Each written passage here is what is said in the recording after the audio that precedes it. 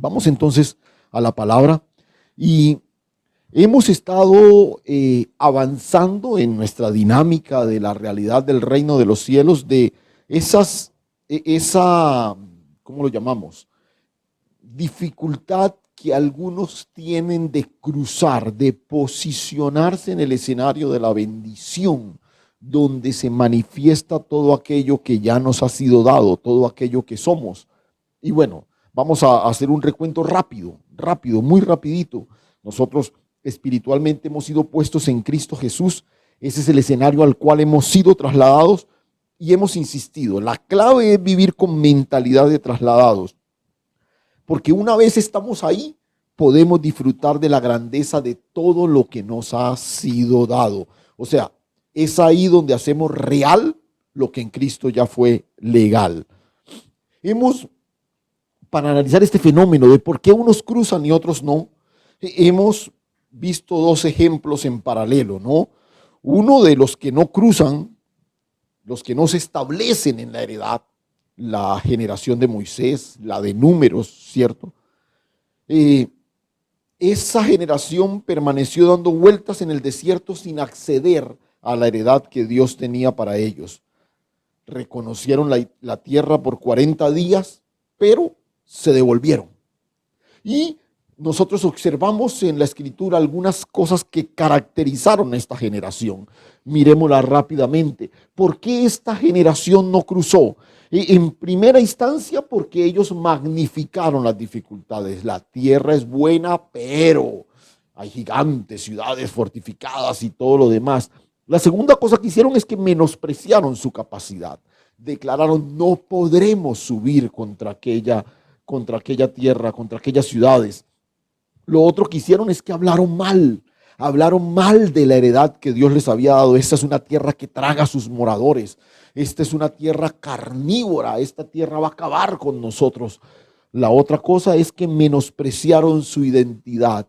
Desarrollaron esa mentalidad de langostas. Nos veíamos como langostas y así les parecíamos a ellos. Una quinta característica es que se quejaron. No solamente los 10 de los 12 espías, sino que finalmente toda la congregación terminó quejándose y menospreciando lo que Dios les había dado. Y finalmente cuestionaron las acciones de Dios, porque no entendieron su propósito. ¿Por qué nos trajo Dios aquí? ¿Por qué nos trajo Dios a esta tierra tan terrible? No entendieron el propósito de Dios y cuestionaron lo que Dios estaba haciendo. En estas 6 detalles podemos observar que probablemente muchas de las dificultades que tenemos para abrazar lo que Dios nos ha dado puede estar relacionada con alguna de estas. Y otra vez, el repaso tiene como objetivo eso, que estemos pendientes, monitoreando, porque yo no quiero estar en ninguna de estas cosas. Yo quiero superar esto y posicionarme en el lugar donde Dios me ha puesto. Pero el domingo pasado, antes de mirar ¿qué caracteriza a la generación que cruza? Vimos que el punto de partida, tanto para la generación de Moisés como para la generación de Josué, fue el mismo. Y el punto de partida fue, bueno, mi siervo Moisés ha muerto, levántate, pasa el Jordán y todo lo demás. Pero note, este es el punto. Ve y toma la tierra que yo les doy a los hijos de Israel. La tierra que yo les doy a los hijos de Israel. Las dos generaciones, tanto la de Moisés como la de Josué, Dios les hace la misma declaración. La tierra que van a reconocer, a espiar, a recorrer, yo se las he dado. No es algo que ellos van a conseguir por su propia iniciativa. Solo van a tomar posesión de lo que ya se les había dado. Y esto es importante que lo tengamos en cuenta. Ese es un detalle que no podemos olvidar en ningún momento. No cruzamos para ver qué logramos conseguir. Cruzamos para tomar posesión de lo que el Señor ya nos ha dado. Y esto es vital cuando desarrollamos una mentalidad de posesión de la herencia que tenemos en Cristo Jesús. Pero mirando como guía el capítulo 1 de Josué, comenzamos a identificar algunas de las características de los que cruzan, ¿sí? Si ya miramos lo que caracterizó a la generación que no quiso cruzar, que se quedó dando vueltas en el desierto, también observamos algunos detalles de esta generación que cruza, que avanza. Y hagamos un recuento rápido de lo que vimos en el capítulo 1. Lo primero que dijimos es que estos reciben la palabra, los que cruzan son los que reciben la palabra como revelación, no simplemente como información. No, Dios le dice: todo lugar que pisare la planta del pie será vuestro territorio. Y hablábamos de que pisar no era un recorrido sobre la geografía, pisar era caminar sobre lo que Dios había dicho. Y viene a mi mente ahora cuando el Señor invita a Pedro a que salga de la barca y camine sobre las aguas. Pedro comienza a caminar, pero sobre la invitación de Jesús. Ven, camina. Uno no camina sobre las aguas. Pedro estaba caminando sobre la palabra que el Señor había declarado. Y ese es el gran desafío. Todo lugar que pise la planta de tu pie, camina sobre lo que Dios te ha dicho. No, la palabra no es una información para llenar tus archivos de conocimiento. La palabra es una revelación de Dios para transformar tu ser interior. La segunda característica de aquellos que cruzan son los que actúan desde la victoria, no hacia la victoria. Nadie te podrá hacer frente todos los días de tu vida. Es como estuve con Moisés, estaré contigo. No es que nadie nos va a salir al encuentro, es que nadie podrá sostenerse frente a nosotros. ¿Por qué? Porque la victoria ya nos ha sido dada. Porque nosotros avanzamos a la sombra del victorioso, no para conquistarla. Él ya la conquistó para nosotros. Una tercera característica es los que se mantienen enfocados en lo que Dios ha dicho. Esfuérzate y sé valiente, porque repartirás a este pueblo la heredad que juré. Y enfatizábamos que el esfuerzo y la valentía no era para conseguir la tierra. El esfuerzo y la valentía era para mantenerse firmes en lo que Dios había dicho. Y en eso consiste nuestro desafío de fe. ¿Cómo me mantengo en lo que Dios ha dicho para no apartarme a ningún lado? La otra característica es los que cultivan una íntima comunión con Dios por medio de la palabra. Y aquí fue especial porque aquí vimos el protagonismo del libro, de la palabra, de la ley. Incluso el texto aquí es bastante enfático. Dice: cuida de hacer conforme a lo que ella dice, o sea, sujeta tus acciones a la palabra, sigue la ruta que ella te marca, no te apartes ni a diestra ni a siniestra. Declara todo lo que en ella está escrito, que nunca se aparte de tu boca este libro de la ley. Ordena tu pensamiento conforme a su consejo, medita en ella de día y de noche. Y finalmente dice: atesórala en tu corazón para que te muevas bajo su dirección, para que guardes y hagas conforme a todo lo que en ella está escrito. Es clave cultivar una comunión íntima con Dios a través de la palabra. No es una comunión mística con Dios, no es una comunión tradicional con Dios, es una comunión íntima pero que descansa en la veracidad de la palabra. Y finalmente vimos un detalle precioso en el texto. Josué le dice al pueblo: dentro de 3 días pasaremos el Jordán y tomaremos posesión de la tierra. Y veíamos que en el detalle de esos 3 días, no solamente Josué está tratando de aterrizar la palabra y ponerla en el marco del tiempo, sino que curiosamente menciona ese detalle de los 3 días y lo conectamos con la obra perfecta de Dios en Cristo Jesús en 3 días: su muerte, su sepultura y su resurrección. Nosotros vivimos en el poder de la resurrección. Los que cruzan son aquellos que descansan en el poder de la resurrección, que manifiestan al Cristo resucitado.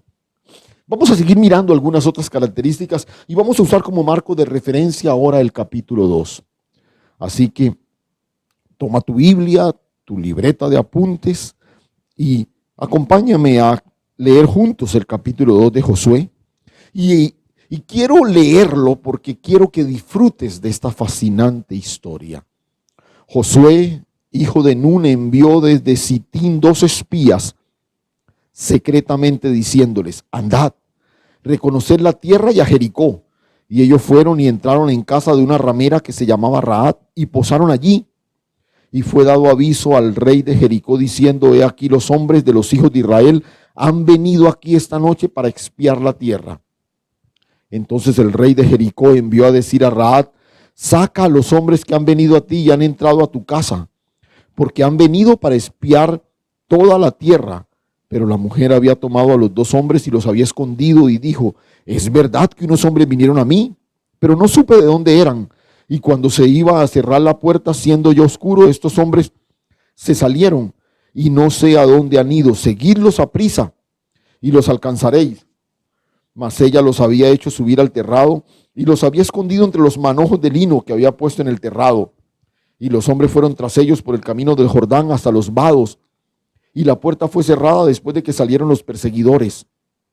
Antes que ellos se durmiesen, ella subió al terrado y les dijo: sé que Jehová os ha dado esta tierra, porque el temor de vosotros ha caído sobre nosotros, y todos los moradores del país ya han desmayado a causa de vosotros, porque hemos oído que Jehová hizo secar las aguas del Mar Rojo delante de vosotros cuando salisteis de Egipto, y lo que habéis hecho a los dos reyes de los amorreos que estaban al otro lado del Jordán, a Sehón y a Og, a los cuales habéis destruido.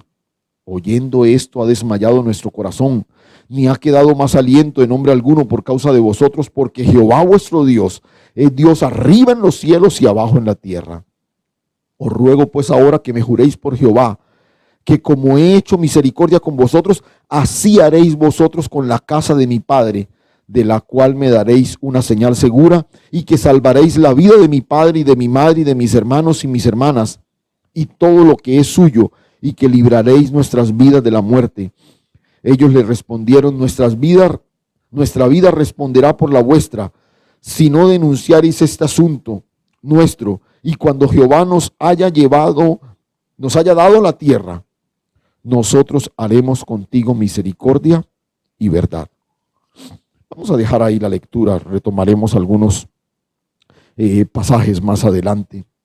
Pero a estas 5 características que hemos identificado en el capítulo 1, quiero sumar 2 más que podemos apreciar en este capítulo 2. Y quiero que con detenimiento me acompañes en esta sexta, sería, ¿no? La sexta característica. Escucha. ¿Quiénes son los que cruzan? Los que renuevan su manera de pensar por la palabra. Y nota lo interesante aquí, la palabra. Quiero que no pierdas de vista la centralidad de la palabra en todo este proceso que identifica la generación que cruza. Observa cómo arranca el relato. Josué, hijo de Nun, envió desde Sitín 2 espías secretamente diciéndoles: andad, reconocer la tierra y a Jericó. Y ellos fueron y entraron en casa de una ramera que se llamaba Rahab y posaron allí. Si tú observas, estamos recreando los mismos acontecimientos que enfrentó la generación de números, la de Moisés. La incursión primera a la tierra fue a través de un grupo de espías. Josué está haciendo lo mismo. Ahora, esta vez no son tantos como en la vez anterior. Moisés envió 12, Josué está enviando solo 2. Y Josué los envía a reconocer la tierra y a Jericó. Pero yo quiero que identifiques la gran diferencia que hay entre estos 2 grupos de espías. Los 2 recibieron prácticamente la misma demanda: vayan y reconozcan la tierra. Pero si tú observas, la generación de números recorrió la geografía básicamente con el objetivo de corroborar lo que Dios había dicho. Ellos recorrieron la tierra tratando de mirar si lo que Dios había dicho era cierto. Él dijo que la tierra era buena, vamos a ver si efectivamente es buena. Él dijo que el fruto era abundante, cerciorémonos, incluso tomemos fruto para ver si efectivamente es cierto. Pero a diferencia de la generación anterior, la de Josué no recorrió la tierra, se dirigió directamente a la ciudad. y se dirigió a la ciudad para saber lo que la gente pensaba acerca de Dios. No recorrieron la tierra para corroborar lo que Dios había dicho. Ellos sabían que lo que Dios había dicho era cierto. Fue una sorpresa para ellos lo que la gente pensaba acerca de Dios y de ellos. Qué curioso, la generación de números lo dedujo. Nosotros nos veíamos como langostas y así les parecíamos a ellos. La generación de Josué no tiene duda de lo que Dios ha dicho, pero quiere escuchar lo que la gente piensa acerca de Dios y de ellos. Escúchame, puede sorprendernos lo que la gente piense de Dios o de nosotros. Lo que no debe sorprendernos es lo que Dios ha dicho. Lo que Dios ha dicho. Yo camino con la certeza de lo que Dios ha dicho, siendo un testimonio vivo de lo que Dios ha hecho. Y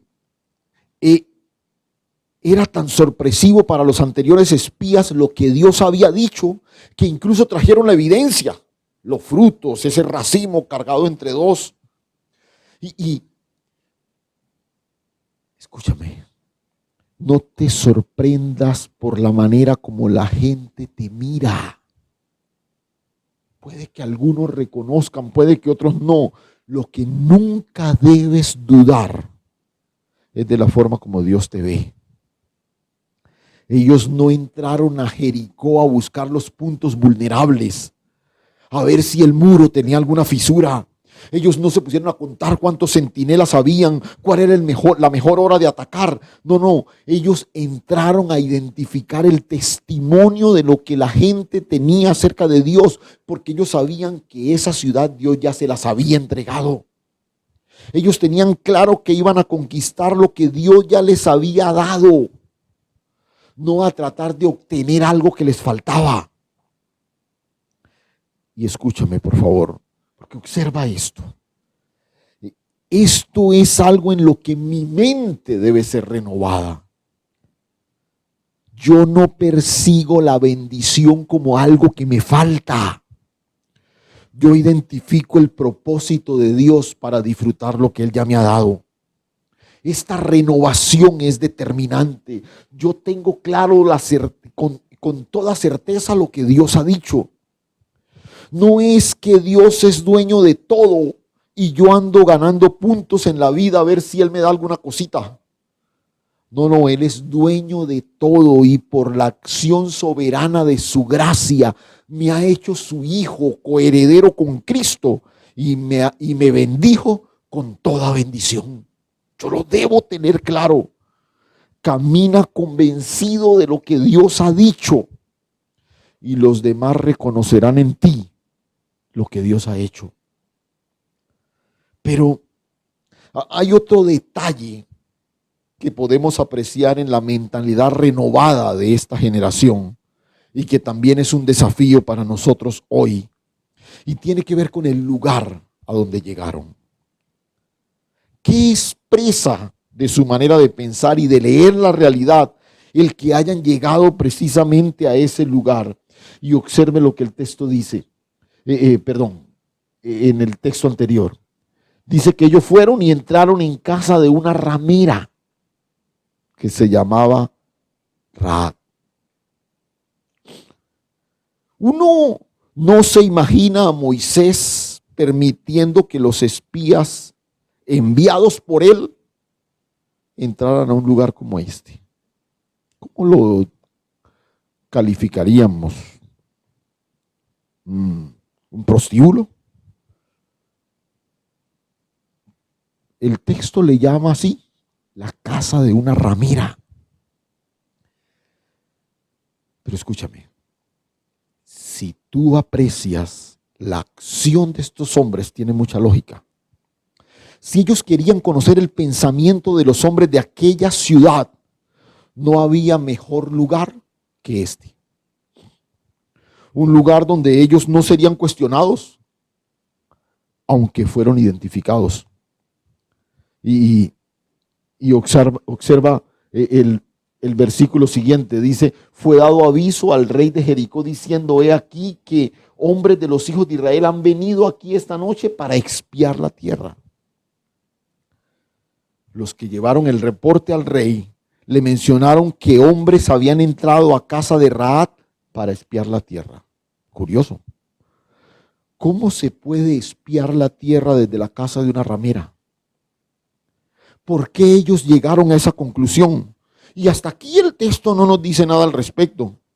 Pero probablemente estos hombres llegaron a esa conclusión por lo que los judíos le preguntaron a la gente, por lo que hablaban. Seguramente su manera de hablar les delató.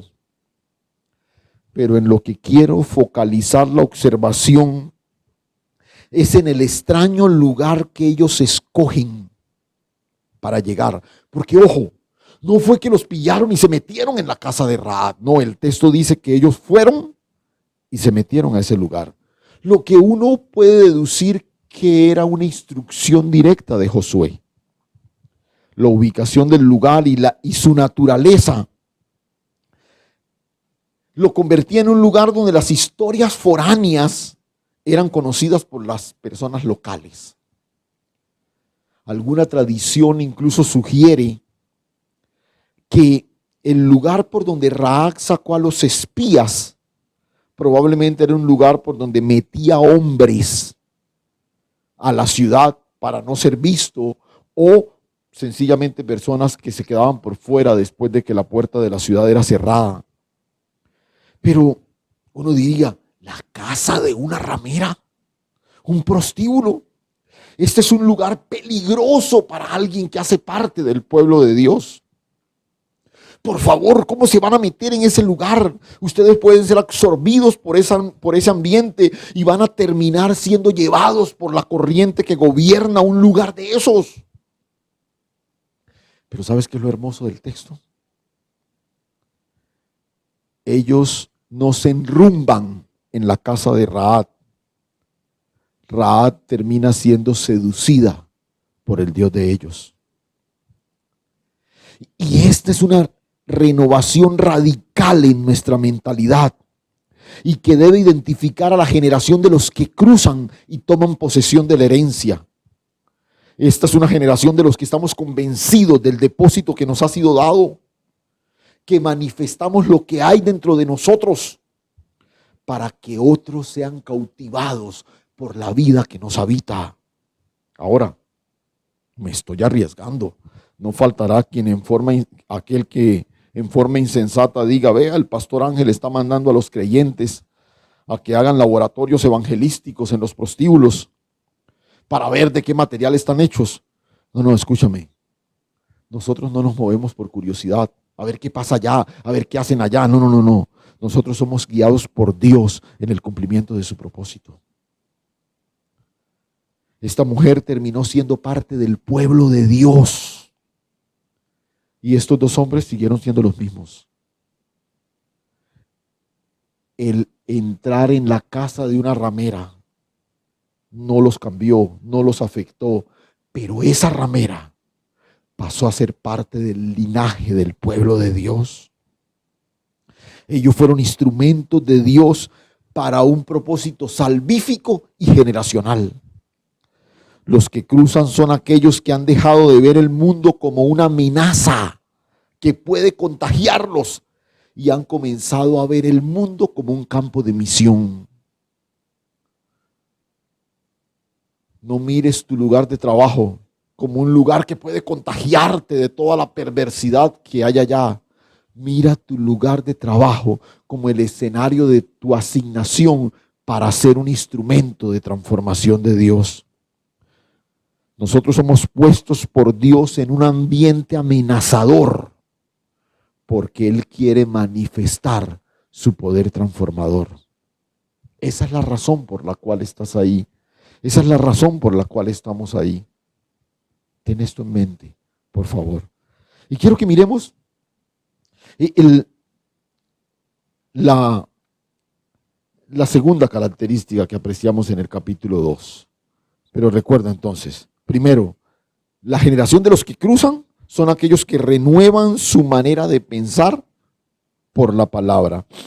Pero la segunda característica, y bueno, aquí voy a usar bien despacio una frase que voy a tomarme el tiempo para explicarla de la mejor manera.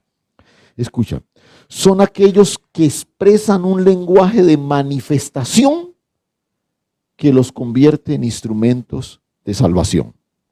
Otra vez, expresan un lenguaje de manifestación que los convierte en instrumentos de salvación. Aquí pasa algo especial. Bueno, esta mujer termina salvándoles la vida, los esconde, miente a los que vienen a buscarlos a su casa y los envía incluso a buscarlos en otra dirección. Y cuando ya la gente se ha ido y todo lo demás, ella va al lugar donde los escondió y les dice: yo sé que Jehová os ha dado esta tierra. Yo sé que Jehová les ha dado esta tierra. A mí me sorprende la convicción que esta mujer tiene, una mujer pagana, una mujer gentil, pero además de esto, una mujer ramera. Pero ella tiene una convicción que la generación de Moisés nunca tuvo. Y hemos mencionado lo delicado que es hablar mal. Y el llamado que Dios le hace a Josué de no apartar de su boca la palabra que el Señor declara, es precisamente el que esta generación abanderó. Pero en este desafío de mantener mis labios en lo que Dios ha dicho, yo quisiera acuñar esta expresión para tratar de definir lo que quiero dejar en tu corazón. Y es lo que he llamado lenguaje de manifestación. Lenguaje de manifestación. Vuelvo y reitero. Es impactante el testimonio de esta mujer. Con qué claridad expresa cosas que la otra generación le costó trabajo creer. Ahora, ¿cómo supo esta mujer del Dios de Israel?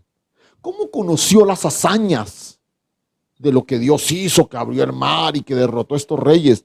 Seguramente clientes que llegaron a su negocio.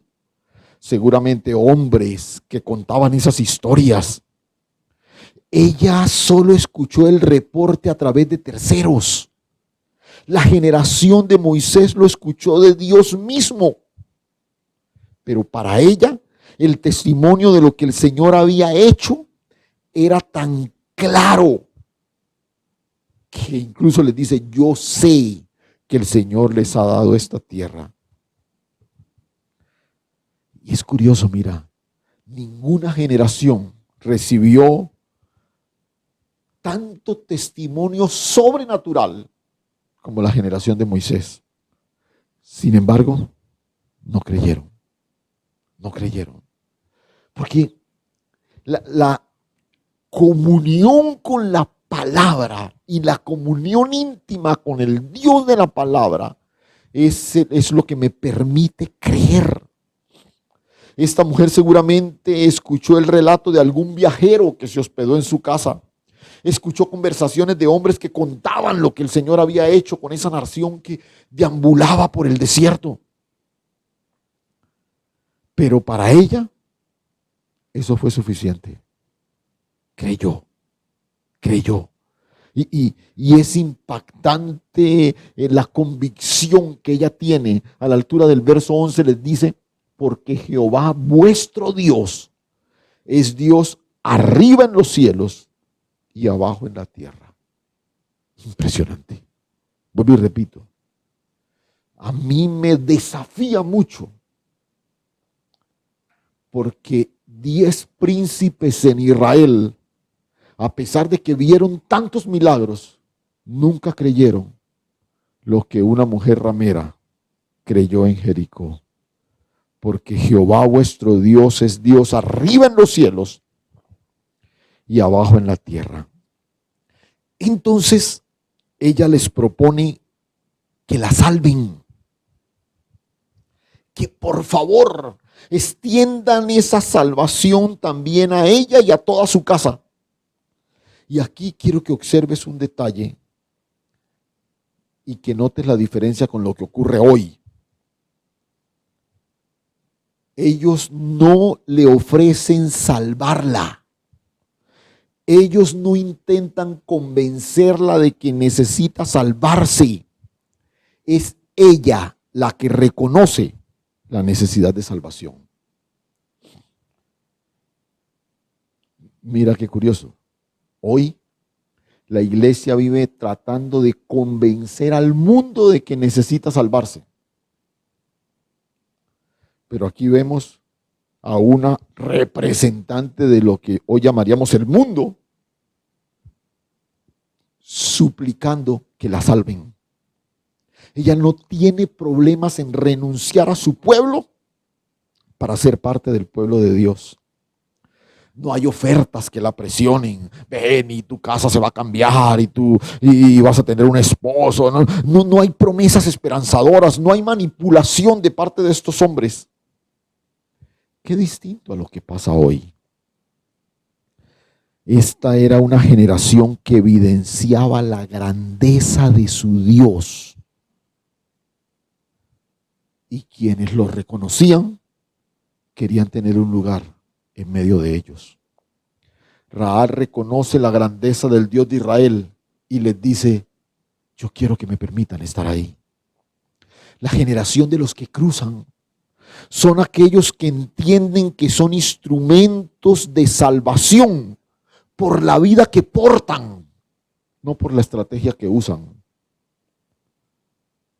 Hoy tenemos tantas estrategias evangelísticas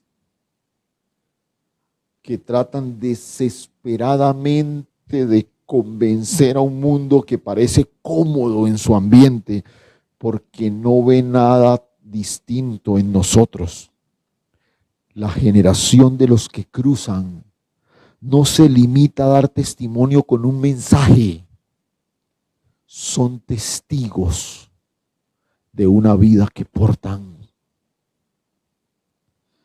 Y aquí es donde quiero marcar una diferencia trascendental en algo que he llamado el lenguaje de manifestación.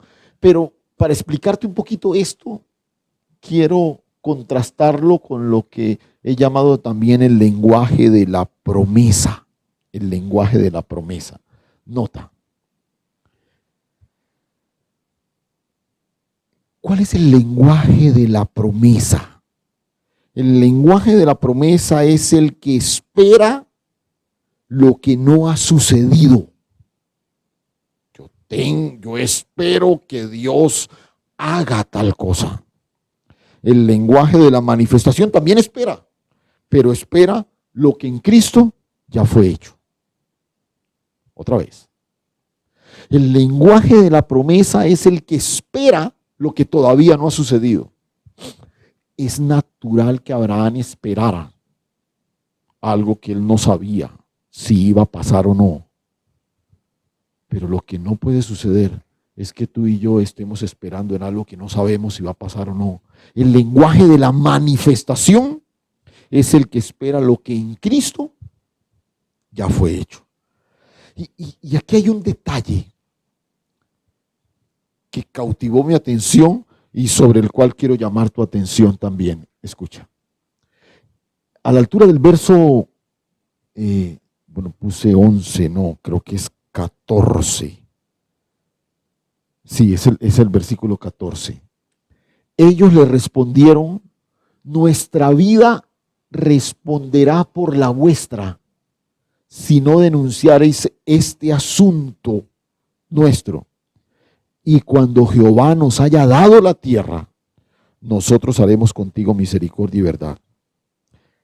Esto es lenguaje de manifestación. Escúchame. Nota este pequeño detalle. Ellos no le dicen: si Jehová nos da la tierra, nosotros te salvamos. No.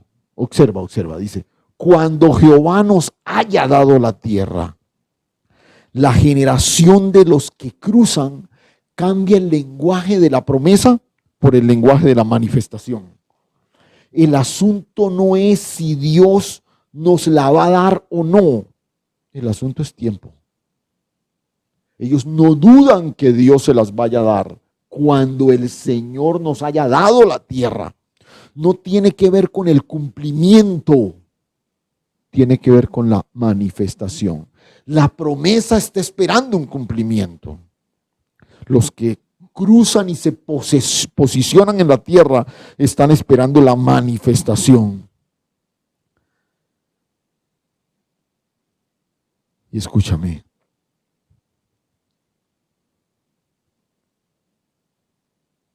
A la altura del verso 18, escuche lo que ellos le dicen. Cuando nosotros entremos en la tierra, nota, no lo ponen en duda. No están diciendo, si logramos entrar. No, no, no. Quiero que notes todo el lenguaje, o lo que he llamado lenguaje de manifestación. Cuando nosotros entremos en la tierra, tú atarás este cordón de grana a la ventana por la cual nos descolgaste. Y reunirás en tu casa a tu padre, a tu madre, a tus hermanos y a toda la familia de tu padre. Cualquiera que saliere fuera de las puertas de tu casa, su sangre será sobre su cabeza. Y nosotros sin culpa. Mas cualquiera que estuviere en casa contigo, su sangre será sobre nuestra cabeza, si mano le tocare. Ellos se convierten en instrumentos de salvación, pero entienden que no son la salvación. Otra vez, nosotros somos instrumentos para salvación, pero la salvación es Cristo Jesús.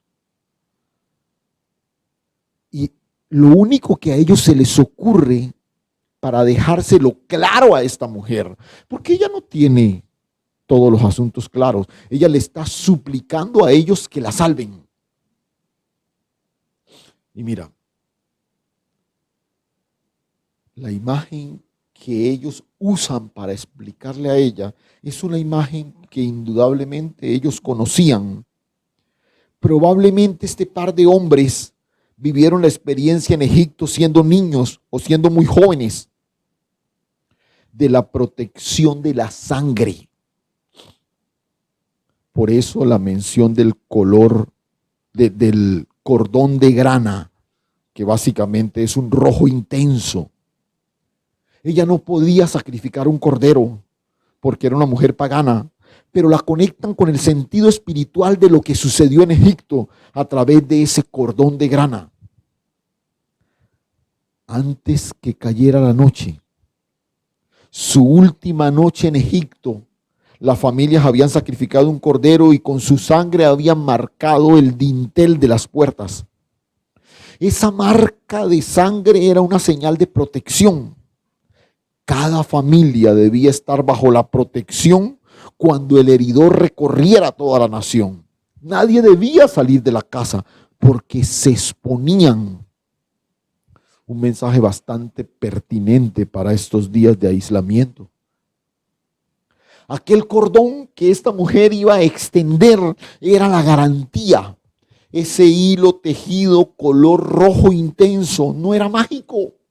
No es que ese cordón tenía algunas, lo ungieron con aceite, lloraron por él y no sé qué, y esto y lo otro. No, no, no, no. Ese cordón representaba una verdad espiritual. Y uno se pregunta, ¿cómo cayeron las murallas y la casa de Rahab se salvó cuando quedaba en la muralla? Y yo te confieso algo, yo no tengo una explicación para esta. Yo lo pienso y no sé cómo sucedió. Lo que sí puedo decirte con toda certeza es que ella y toda su casa se salvó porque creyó y porque puso su familia bajo la protección de la señal, bajo la protección de la sangre. La señal de protección estaba sobre ella y sobre su casa. Y esta es una evidente señal de aquellos que cruzan, aquellos que se establecen en el lugar de la heredad. La gente quiere vivir donde tú vives. Y no porque vives en Cabecera o en Pan de Azúcar o Ruitoque o en el sur o en el norte. Es porque vives bajo la protección gloriosa del Dios de la gloria. Ningún escenario es más seguro que ese. Vivir bajo la cobertura de la preciosa sangre de Cristo Jesús. Escúchame. Los que expresan un lenguaje de manifestación se convierten en instrumentos de salvación.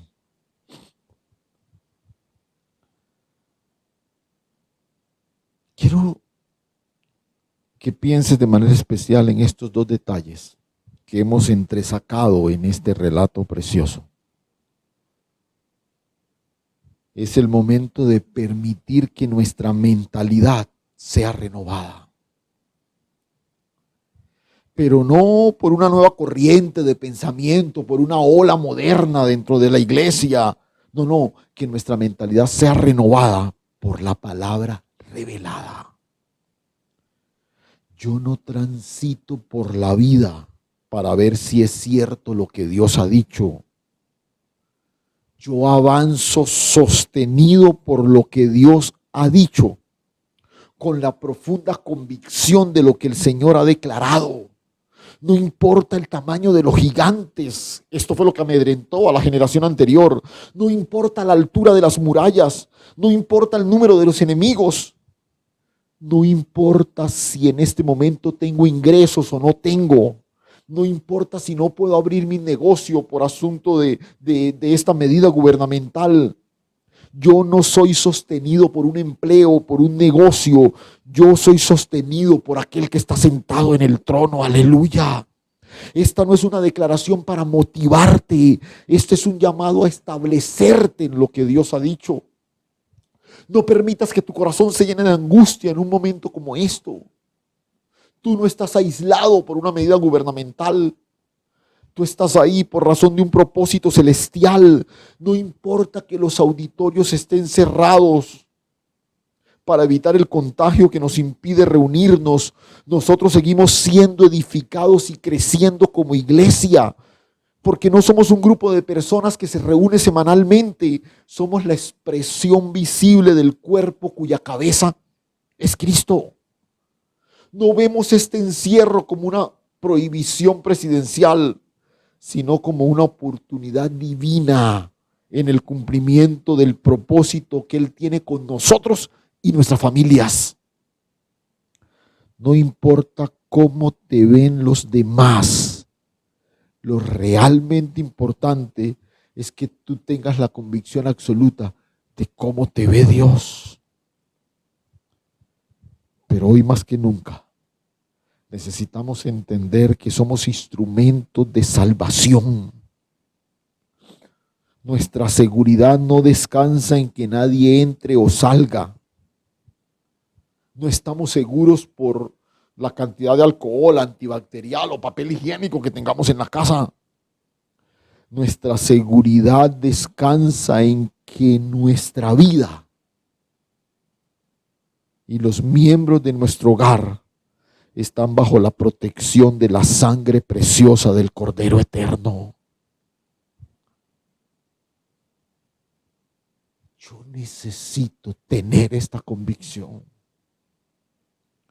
Entender que por muy amenazante que sea la situación,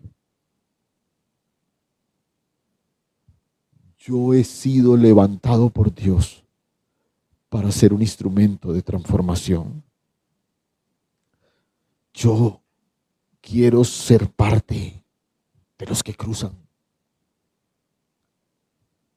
Yo quiero hoy más que nunca tener claridad que he sido posicionado por Dios en un escenario en que disfruto de todo lo que por gracia ya me fue dado.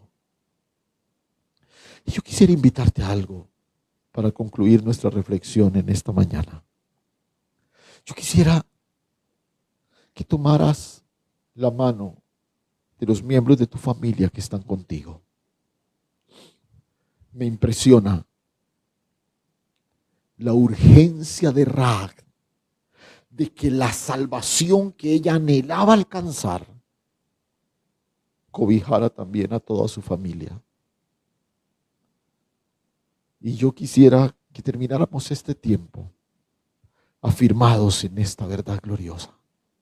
Toma la mano ahí de tu esposa, tu esposo, tus hijos, quién está ahí, tu suegra, quienes están en casa en este momento. Y vamos a orar. Vamos a orar para que el Señor renueve nuestra mentalidad por la palabra. Para que el Señor nos permita avanzar creyendo en lo que Él ha dicho. Para que otros puedan reconocer en nosotros lo que Él ha hecho.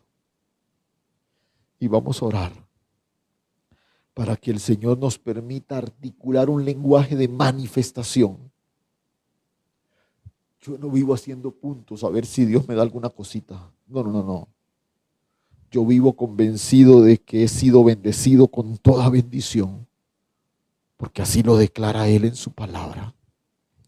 Padre, gracias, Señor. Gracias por el desafío de tu palabra en esta mañana.